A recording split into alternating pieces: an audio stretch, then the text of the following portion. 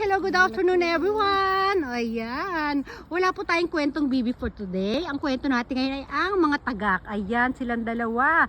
Ayun, ano sila, medyo may tampuhan silang dalawa.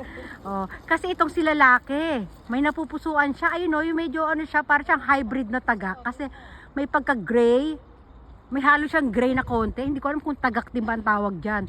O ngayon yung babaeng ayun o, nagpapahabol siya dito kay dito sa, ayan yung lalaki yan nasa gitna. Na parang naguguluhan talaga siya eh. Kung sino talaga ang kanyang pipiliin. Kasi parang gusto niya yung may lahi ito yung medyo may pagka-gray. Kaya lang syempre matagal na raw sila nitong dalawa na to. Yun yung isa yung nasa unahan. Parang naninimbang talaga yung kanyang puso. Diba? Natin. Naka-zoom kasi tayo masyadong malikot. Ayan.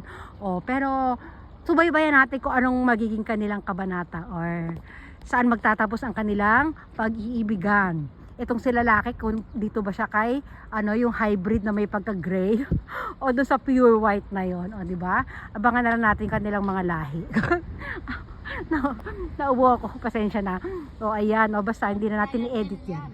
Ano ma? Love triangle daw yan sabi ni Mother Charano, di ba? Ayun ang ganda ng di ba? Ang ganda ng tanawin dito. Talagang pag dumadaan ako dito, hindi ako mapapa-video sa ganda ng ating ng ating ilog. Ilog yan eh. Ilog yan, di ba? Ilog yan, di ba ma? Ilog yan.